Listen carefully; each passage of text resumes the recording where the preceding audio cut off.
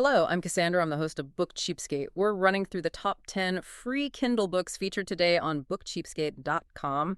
Happy Monday, everyone. It's October 20th, 2025. As always, I'm joined by my co-host and Bookworm sidekick, Steve. Good morning, Steve. Good morning. Always a pleasure to see what treasures the digital library is offering up. You know, today's list is, it's wild. Seriously, a genuine journey. Yeah.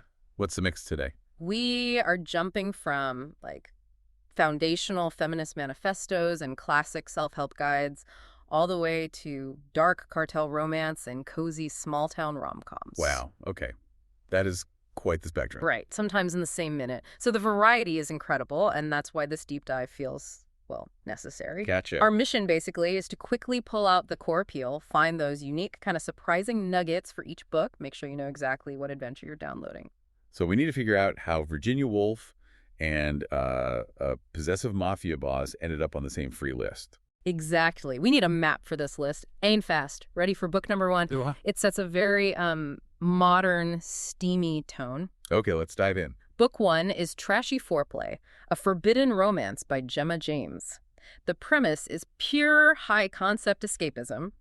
Hook is a mile-high meet-cute. Oh, okay. Yeah, a man's flying home to confront his cheating wife, meets a woman who's, running from some shame. They connect up in the air. Right, the classic airplane bubble romance. Yeah. But how do they make it stick? Well, that's the clever part, the twist. The author doesn't let it just fade. They inject this high-stakes, real-world thing. Which is? That handsome stranger. He becomes her new boss in Seattle.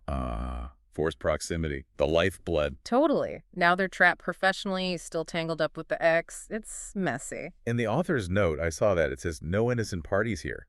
That's a signal, isn't it? Yeah, it really sets expectations. Tells you this isn't a sweet fairy tale. It's going to be morally gray, messy, angsty, probably pretty steamy. Right. It definitely puts it in that category with, maybe Colleen Hoover or Penelope Douglas.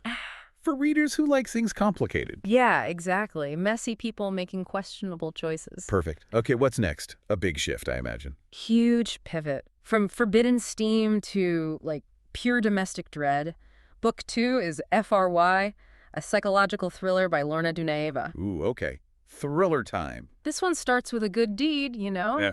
But it goes spectacularly wrong, terrifyingly wrong. How so? So the protagonist, she almost runs over this woman, Alicia, feels incredibly guilty. Right? Understandable. So she helps Alicia get a job where she works at a supermarket. Okay, seems nice enough. But this is a thriller. Exactly. Then fires start breaking out around town, and the police, they start suspecting the protagonist. Oh, wow. Not the mysterious new woman. Nope. Her. And that's where the psychological part just clicks right in. Right, the unreliable narrator territory. Is she going crazy? Yeah. Is Alicia framing her? Precisely. It makes her question her own sanity, her morality. Did I do it? Is she manipulating me? Or am I just losing my mind? And it all stems from that initial guilt. Her own conscience becomes the weapon. Yeah. It's why people compare it to, early Gillian Flynn or The Girl on the Train. Takes that ordinary life and just pulls the rug out. Mm-hmm. Makes you doubt everything. Yeah. That recognized too, right? Indie Reader Best Indie Book back in 2013. It did. Shows it has that lasting power, that effective creepiness. Okay, well, after Supermarket Paranoia, where are we off to? We're taking a carriage ride back to the 19th century. Regency time. Ah, nice change of pace. Book three, A Guardian for the Ravishing Countess. Regency catnip. Love it. What's the setup? Amelia Wright, raised entirely in Madras, India, unexpectedly inherits an English countess title. Okay, intriguing start. And here's the kicker. Until she marries, she gets assigned a guardian, the very handsome Duke Wentworth. Oh, the guardian word trope. Instant forbidden temptation. Classic. Absolutely. He's supposed to be proper, honorable. Which means he's definitely going to want her. It's all about that slow burn duty versus desire. But the unique nugget here, the thing that makes it interesting, is her background, Anglo-Indian. Ah, okay. So she's not just your typical English rose. Not at all. She's a total fish out of water. Her views, maybe her independence learned in Madras, it's going to clash hard with rigid English society. Yeah. And the Duke. Right. That adds actual depth. It's not just comfort reading, though it probably has that too, like Mary Below or Julia Quinn vibes. Totally. HEA guaranteed, I bet. But it also lets the author explore things like female agency, independence versus duty, all wrapped up in satin and titles. Clever. It is, and such a stark contrast to our next one. We are taking a sharp turn here, a very intellectual turn. Oh. Where are we heading? Book four, Virginia Woolf, A room of one's own. Wow. Okay. From Regency romance to seminal feminist essays, this link really does have range. Doesn't it? This isn't just free. It's foundational, required reading, like you said about the thriller. Absolutely. Foundational text of feminist literary criticism based on lectures from, what, 1928? Yeah. And the core argument, so simple but so profound. A woman needs money and a room of one's own to write fiction. It's the ultimate argument for creative freedom needing practical support. And think about the context. Right. Cambridge, women barely allowed in the libraries? Exactly. It wasn't just about talent. It was about the conditions for talent, material conditions. Still revolutionary. Genius isn't enough, basically. Yeah. You need space, you need security, and that thought experiment she does. Shakespeare's sister. Yeah, powerful. Devastatingly effective. Imagining a woman with Shakespeare's genius but denied everything, education, outlets. Her talent just snuffed out. Or worse, it exposes centuries of silenced potential. Just a short book, but wow, it hits hard. It really does. Okay, deep breath. How do we transition from Virginia Woolf's critique of societal structures to a bison? Welcome to the free Kindle list, my friend, where deep thought meets large herbivores. You said it. Let's dive back into pure escapism. Book 5, The Bribe, Devney Perry, Calamity Montana series. Okay, small town romance. I know Devney Perry. Yeah. Good stuff. What's the hook? The hook is amazing. Sheriff Duke Evans rescues a woman from a bison on a hiking trail. A bison. Okay, that's memorable. Sets the Montana scene perfectly. Who's the woman?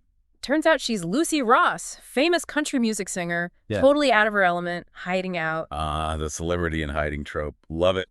And the bribe. She offers him one to keep her secret, protect her anonymity. Puts the honorable sheriff in a real bind. Oh, that's good. Tests his integrity right off the bat. Protective hero, badge, small town, classic Devney Perry. Exactly. Taps into that fantasy of escaping fame, finding sanctuary, falling for the steady guy. Kind of like Virgin River vibes, maybe? Yeah. But with that added layer of, well, attempted bribery. Right. Adds a nice bit of friction. Okay, from Montana mountains to Manhattan high-rises, book 6 is Manhattan Money. Ooh, corporate intrigue. Fashion world. You got it. Kennedy inherits half of her estranged father's big men's fashion brand and his swanky apartment. Estranged father. Okay, instant drama. Who gets the other half? Jenna, his father's best friend and business partner, who's grieving him and now has to share control with the daughter she never knew. Wow. Okay. Shared grief, professional rivalry, probably some sparks flying. And it's a sapphic romance, so enemies to lovers tension, high stakes in the fashion world, navigating grief and attraction. Well, a great mix. The fashion setting adds that glamour and pressure, right? Makes the workplace romance feel bigger. Definitely. More crucible than cubicle. Now, let's leave the city again, go somewhere cozier. Book 7, The Bookshop, Pretty Beach. The title alone sounds cozy. What's the story? Daisy moves to Pretty Beach, takes over her uncle's dusty old maritime chandler. Oh, what now? Yeah, like a shop for boat supplies. But she wants to turn it into her dream cozy bookshop. Okay, I'm already rooting for her. The bookshop trope is powerful. Totally, but then she clashes with this infuriatingly smug, exceptionally handsome man. Of course she does. It wouldn't be romance otherwise. This is Polly Babington, right? The Polyverse. That's the one. This interconnected world of feel-good Australian romance. Yeah, her stuff is known for being like a hug in a book, guaranteed happily ever after. Exactly. Pure comfort. It's meta, too. A book about opening a bookshop. Perfect for book lovers. Can't beat that. Okay, we've had cozied Akshay. Are we due for another sharp turn? Oh, boy, are we ever. Buckle up. We're swinging hard into dark territory. Book 8, Violent Delights, White Monarch. Book 1, Jessica Hawkins. Violent Delights. Okay, that title tells you something. Cartel. Mafia. Cartel Mafia, yeah. Dark romance subgenre. The heroine is described as a princess among criminals. Intense. She loves Diego, but gets caught in this brutal feud between him and his ruthless, possessive older brother, Cristiano de la Rosa. She's the prize. Whoa. Okay, so the danger is real. High stakes, possessive anti-heroes. Absolutely. It's not just a guy with a leather jacket. It's life or death danger. Alpha anti-heroes, for sure. And that title, Violent Delights, straight from Romeo and Juliet, right? Violent delights have violent ends. Exactly. It signals high passion, tragedy, betrayal, brothers at war. It's for readers who want that extreme intensity and danger and are okay with the moral gray or maybe black of the cartel world. Got it. That's a very specific taste. Let's cleanse the palate. Maybe something sweet. Perfect timing. Let's clean the slate for book 9. Just a distraction. This is book 6 in the Sweet Tate Brothers rom-com series. Okay, back to rom-com land. What's the premise here? Second chance. Kinda. Single mom, aspiring nurse, has a spontaneous, agreed-upon one-night distraction with a handsome stranger, Milo Tate. A one-night distraction. Famous last words in romance. Right. 6 months later, she finds out Milo is the brother of her cranky new boss. The awkward reunion. And being book 6 means you get that comfort of returning characters, the Tate family. Exactly. But what I like is the heroine, single mom, nursing student. She has real priorities. Her son, her career. Love isn't the main goal. That gives her real stakes. Makes the hero work for it. Is there anything else going on? Yeah, there's this Tate family curse thing. Apparently their relationships don't last. Adds a bit of emotional depth. Makes Milo have to fight fate, prove himself. Nice. So it's sweet, clean, but still has some satisfying emotional weight. Good combo. Totally. Okay, we've hit almost every genre imaginable. And now we land on our final book, book 10, arguably the most influential on the whole list. Oh, yeah. Which one is it? Think and Grow Rich by Napoleon Hill. The absolute classic. The grandfather of modern self-help. 1937, right? That's the one. Hill spent, 20 years researching it, interviewing Carnegie, Edison, Ford, all the titans. Yeah, distilling their secrets into those 13 principles. Desire, faith, the mastermind. It's the blueprint. It really is. And think about when it came out. Right, smack in the Great Depression. Offering people this idea that they could shape their own destiny, take control, when everything felt helpless. Exactly. That mastermind principle leveraging collective brain power that was revolutionary for personal success back then. And the fact that this foundational philosophy, something people built fortunes on, is just free today. That's kind of staggering. It really is.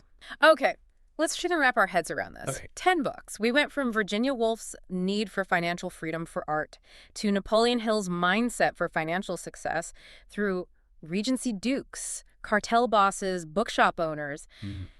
What's the thread here when all this is free? I mean, if you step back, it really highlights how knowledge and deep entertainment, too, it's just being democratized like crazy. Yeah. Whether you need the structure for financial success from Hill, or the philosophy for creative freedom from Woolf, or just pure intense escapism from, Hawkins or James. The barrier to entry is basically zero now. You can download the tools for transformation and the tools for distraction, in the same breath. For free. Exactly. It's pretty amazing access. It's powerful. So here's the thought to leave you with. Virginia Woolf said women needed money to write. Napoleon Hill said the mind can achieve anything it can conceive and believe. How does having all these sources, success manuals, feminist thought, escapist fiction, totally free, how does that change your personal blueprint? For achievement, for creativity, for anything. Well, thanks for joining us today. And remember, if you want to download any of the books we've mentioned today for free from Amazon, visit us at bookcheapskate.com and you'll have all the links right there. But do it now. These books are free today, but might be back to full price tomorrow. Also, along with those freebies, the site has a ton of specials on deeply discounted Kindle books and also a heads up on the best new releases. Every morning, it's all brand new. Steve will do it again tomorrow. Farewell until tomorrow. Until then, keep on opening new worlds with great books without opening your wallet. And whatever you do, remember this. When you read, your mind becomes its own kingdom.